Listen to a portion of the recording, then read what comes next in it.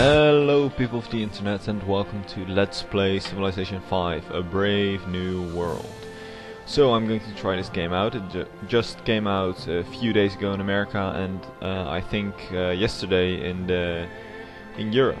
I picked it up on the Steam summer sales, which are going on right now. I would recommend you check that out. And we'll jump right in. We're going to play single player, set up a game. Well, I normally always play on Emperor difficulty, but this was in Gods and Kings and I haven't played in a long time, so we're going to lower that to Kings difficulty. Map size is going to be standard, just to make the game a little bit quicker, and the game pace is going to be standard as well.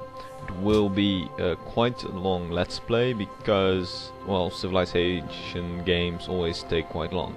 So as a civilization I'm going to pick Dido of Carthage. I always liked the Carthage history and well, just Carthage in general, the stories around that, and the war against Rome, Hannibal, Rome's greatest nightmare. And we're going to go into advanced settings just to add Rome to this game. Augustus Caesar, Rome, just to like recreate the rivalry between those two cities, because they have had like the three Punic Wars, which I like, and yeah, we're going to do that. So Rome is going to be our great enemy in this game. We're going to, like, if we meet them in the early game, we're going to fight them then. If we meet them in the mid or late game, we'll need to postpone the war to a later date. And we'll be going for a diplomatic or a science victory, and we'll be playing on the map continents. So yeah, without further delay, let's just get right into it. So there will be a little storytelling about Carthage and Dido, so I won't speak over that as the game goes. Blessings and salutations to you, revered Queen Dido, founder of the legendary kingdom of Carthage. Chronicled by the words of the great poet Virgil, your husband Asabas was murdered at the hands of your own brother, King Pygmalion of Tyre, who subsequently claimed the treasures of Asabas that were now rightfully yours. Fearing the lengths from which your brother would pursue this vast wealth, you and your compatriots sailed for new lands.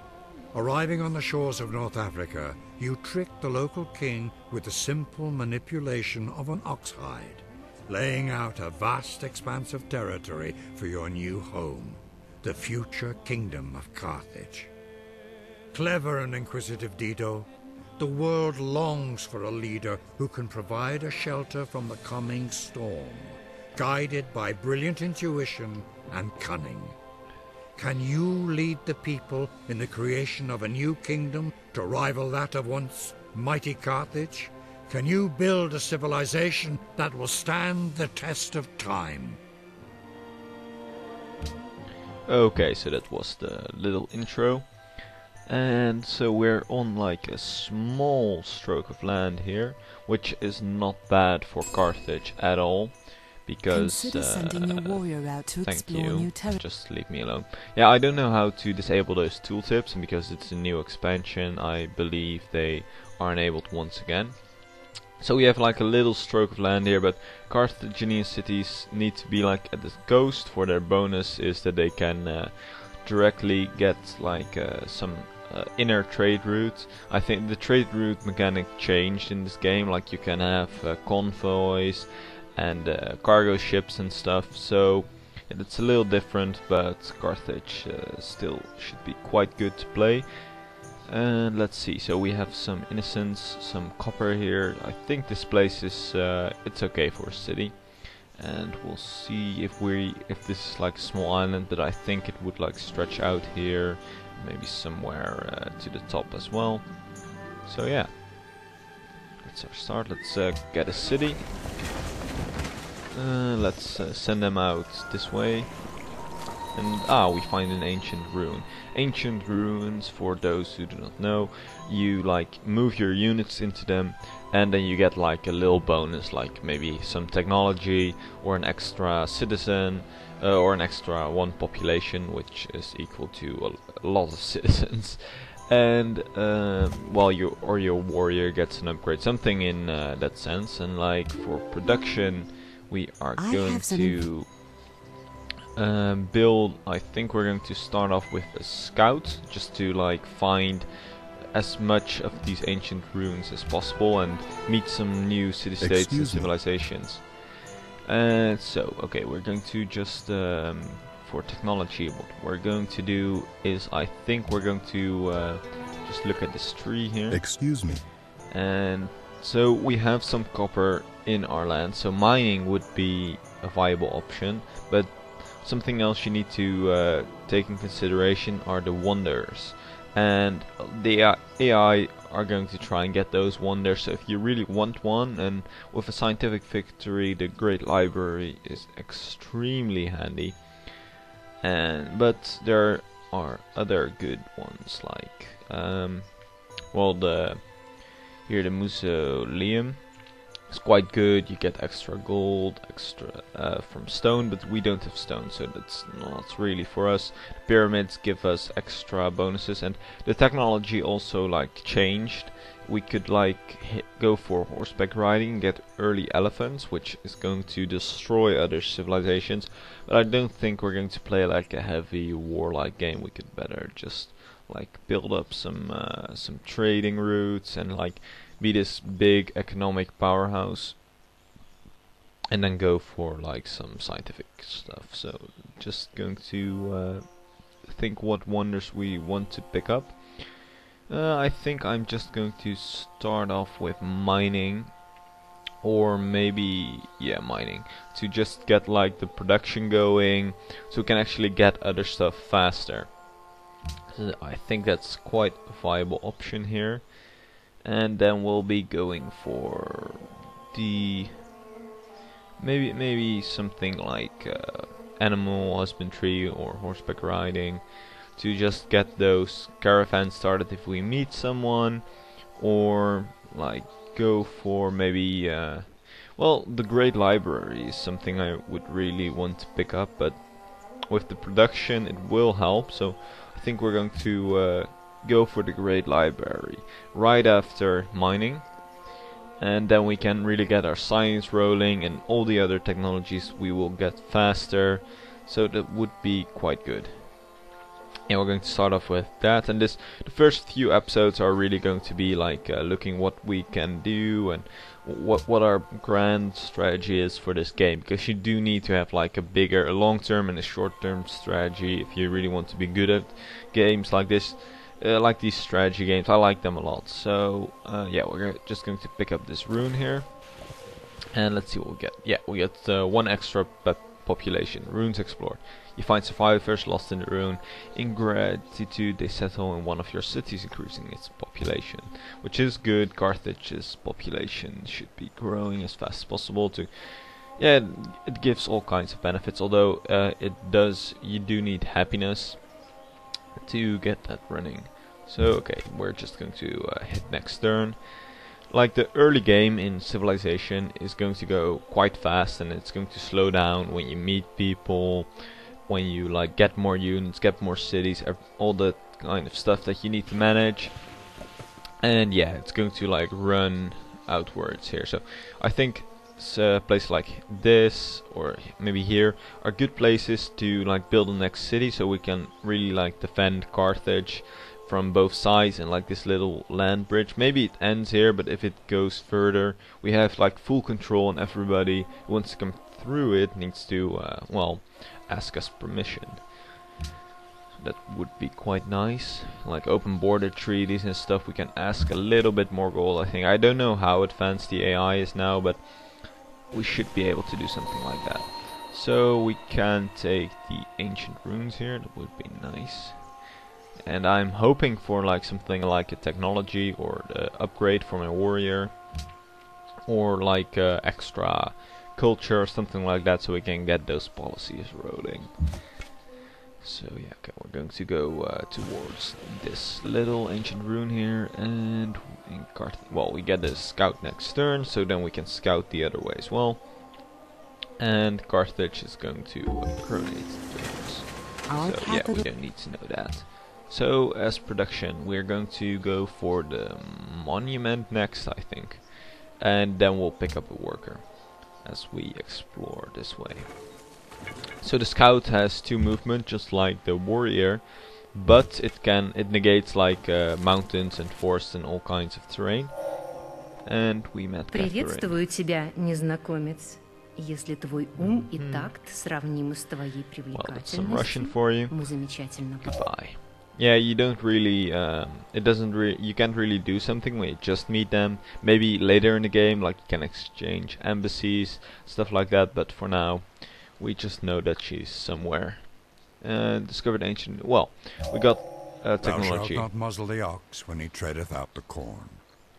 And animal husbandry is extremely good for us, because that like gives us it for free. We can go further to the library. We already have caravans, which is the new a part of the new trading system, and we'll like be able to get elephants faster without really having to sacrifice too much for it. So yeah, here are Catherine's warriors, and here's the borders of Russia. So we do need to like rush towards this position here, so we can like wall off Carthage. Maybe we want to take this place, so like we have this all walled off, but the problem is we want to have as much coastal cities as possible, because then we get like free trade routes and stuff. So the scout is going to go there next turn, and well, then we're just going to end the turn here. Other things that we want to watch out for is like the luxury resources that gives you 4 extra happiness, if I'm correct. So we have copper and we have innocence. So if we take this position here, we will get 2 more copper, and we can trade it off to other civilizations, which is again quite handy to like make some money and stuff. So yeah, I think I hope we have some more land here, and it looks like it's going to be a city-state, and I think then it will like end around here.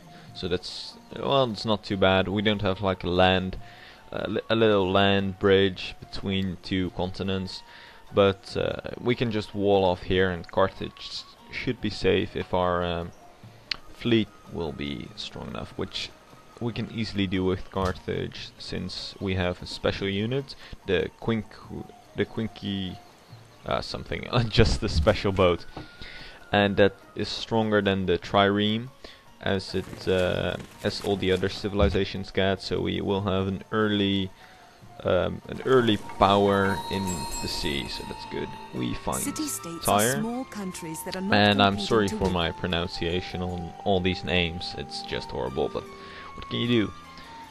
So we get 30 gold of that because we're the first to meet them, so that's always nice. Yep, okay. And then we'll just hit next turn again.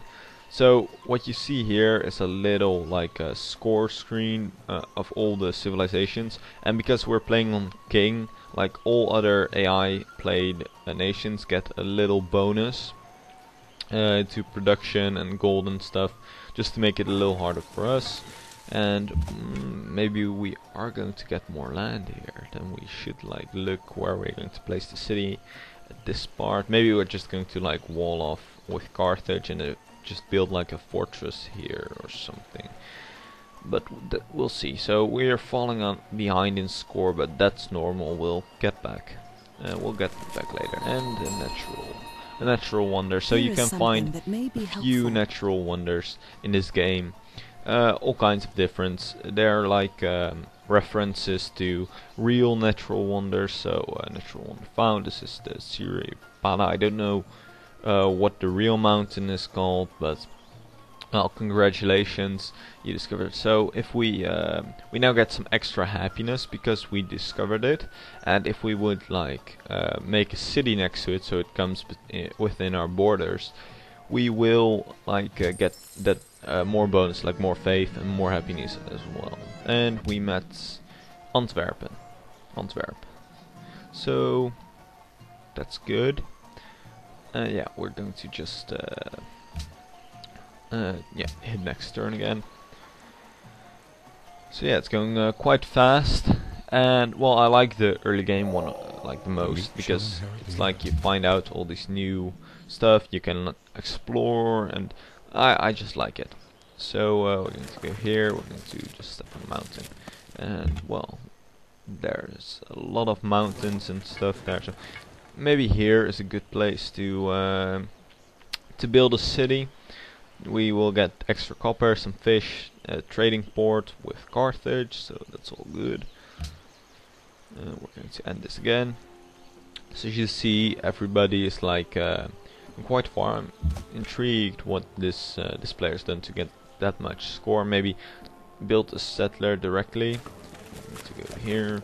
You can find silver and stuff, but it's a little far away to expand to in this time of the game. And some ivory. This would be a good place if we could pick it up before Tyre steals it. And yeah, okay. So yeah, in the early game you're going to just like build up your first city, and then you're going to make some settlers and make new cities and expand your borders and stuff. So that's what I'm doing right now, and we're going to build our worker now. And we almost, our culture is going quite slow, but it should speed up now that we've got that. Now we've got the monument, and yeah, this just ends there. So maybe we're going to make city. I think we're just going to leave it as it is and expand, like land inwards. And we found a barbarian encampment, so we're going to kill them off later. And I think the position where we spawn isn't too bad. Like we don't have a lot of land, so we won't have a lot of production and stuff, but we can pick up the fish here. We can get some luxury resources. We're well defended, and I think it'll be okay, because we always want to have like a coastal city, so we can establish fast trade routes, which is Carthage bonus, that every city starts with a harbor, I think. So you'll have all your cities connected, which give gold bonuses. And okay. I have some info. Don't want to see that again. Don't want to see that again. So we're going to go further land, like back up towards the sea here, because there's not much to explore elsewhere. So we're going to walk our scout back home here. And Carthage has grown, and it took over the copper. So provides a detailed view. Yeah, thank you. So every amount of turns, I think it's linked with how fast your city grows and the culture you get. Yeah, the culture you get. So in 8 turns we get like a border pop. So we get this this little tile here. And that's all fine. So we'll get this luxury resource, which we can all start like building improvements on. Now we have mining, so we can get the 2 copper linked up, and that'll all be great for us. Okay, next turn with our warrior. Yeah, we're just like exploring in this early game, and the entire episode will most likely be exploring, getting like started. Our big strategy overall is going to be to just expand this way, maybe that way. I don't know what's going to be here. I like to wall this off a bit with our borders and set up some defense for if we like go to war with Catherine here, Russia, that we can defend our capital. Let's see. So I'll have to walk him back around. I'd hope that we could like just go that way, but that was a little mistake. And yeah, well, we have like the little scores.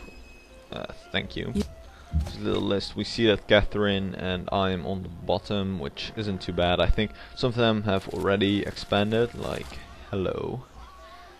Wu Sentian, China. Okay. Goodbye. So we have China, which is quite high. Maybe she already has an expansion, which would. Why are you? Oh, the border. They expanded their borders there. So we might just want to actually take over Tyre here. You get bonuses by befriending city-states. You can like give them stuff, pledge to protect, and you will get like their luxury resources, but I don't know, just taking it over, it's a nice position. And 1, 2, 3, they can't get the copper, which is bad, and they can't 1, 2, 3, they can't also get the wheel. So maybe we just want to expand here and like take over this stuff. Maybe here 1, 2, 3. So we can take over the fish, we can take the whales, a lot of fish. Like we'll make this a big fishing city, which produces a lot of food, gives us a little bit of extra happiness, but that will be in later stages of the game.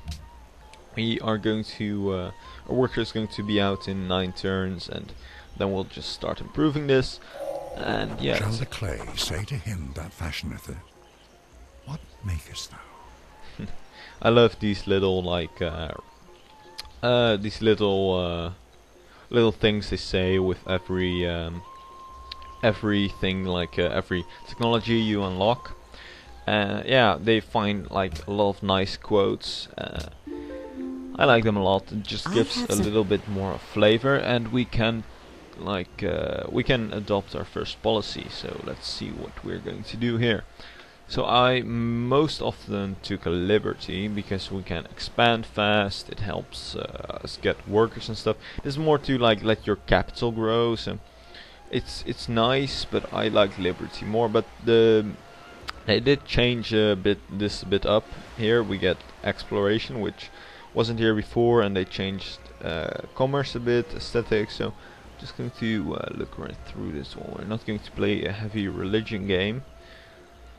So we're just going to we're also not going to play a heavy military game, so we're just going to take liberty here, and that will give us 1 extra culture in every city. Unlocks building the pyramids. We can build the pyramids now, so that's nice. That's nice.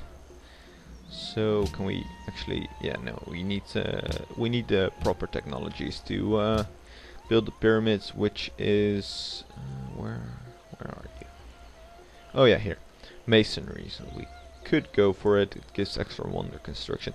We're not going to play a heavy wonder game. That's really handy for the new cultural victory, I think, with tourism. But I'm not going to come in handy because a lot of times when you like start wonder, then the other civilizations just steal it away. And with King they have like little production boost. So, and Carthage here doesn't have a lot of production. So if I go here and yield icons, you see like we have enough production to like have a good city, but with the bonus, and if we expand it, we only have like a lot of sea and food, so we won't have that great of a production in Carthage. But we can just make other cities which will give us good production, and that will be fine. If we like make a city here, that would be okay. We can maybe like more into the mountains here. We're going to see that in the later stage of the game. So our scouts just going to keep moving on back, and our warriors just going to keep exploring towards China. Let's see Beijing. They actually haven't expanded, and you already have quite a lead. I think it's the population, and their population is growing a lot faster than mine. But that are other bonuses of the king difficulty. Emperor difficulty, it's even harder, but I just like to have like a good challenge and have a good chance that I'm losing. And we found barbarians. That's not too nice. We might want to maybe build another warrior to deal with it, but we'll see. And we're just going to do the scout downwards and finish off the worker, and then we'll be alright. Yeah, barbarians in the early game will actually attack you a lot, and I think the spawn rate here is just normal, but even then there will be a lot of barbarian encampments, and they'll spawn barbarians like every few turns. So yeah, it's always quite annoying, but I think it's a good part of the game just to keep you busy and killing barbarians and stuff like that. Let's see, next turn. So yeah, we have Beijing, we have Russia here, so I think we'll expand a bit around this coast, and we might bump into one of them and they will declare war on us. I think the aggressiveness of cities, civilizations has gone down, because it used to always they used to declare war on you all the time, but I think that changed. The AI is improved. In the normal civilization the AI was quite bad, but in Gods and Kings they improved it quite a bit, and well, that helped a lot. And we're just going to fortify you. So I hope they attack our scouts, so he can kill them off and get an extra level, hopefully. So he can get some extra vision, and in combat, like, you get experience for the units and you can level them up and stuff, so that's always quite nice to get it. Your scout is like, ooh, Russia started worshipping the pantheon of the gods. They have chosen the belief godness of protection, so they have extra city range combat strength. Okay, interesting.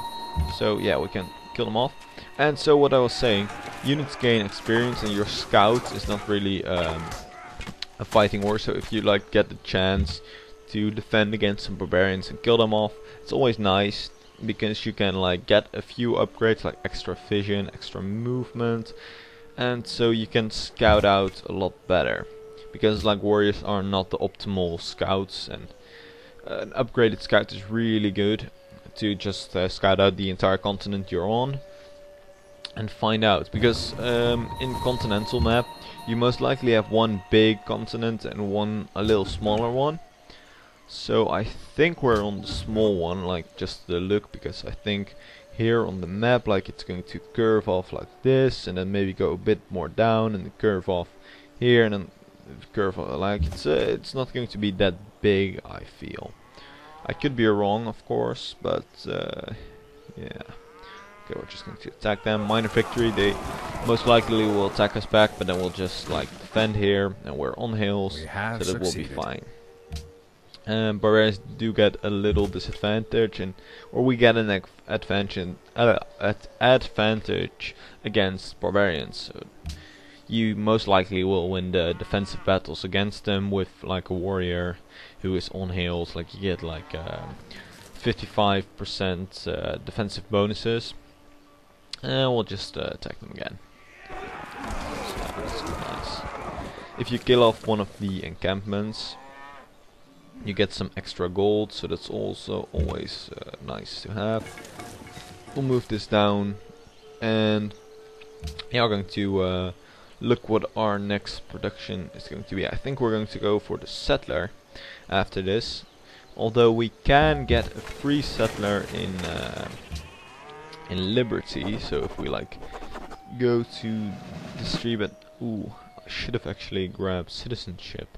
Just gotten a free worker and skipped building a worker, but what we're going to do now is then we're just going to go directly for an extra settler, so we can get an extra yeah, we're going to get an extra settler, so we'll expand 2 times, most likely quite fast. We do need to wait a bit, but if we settle once, we'll get some extra stuff going. So we're going to improve copper here, and we're just going to scout down here, choose production.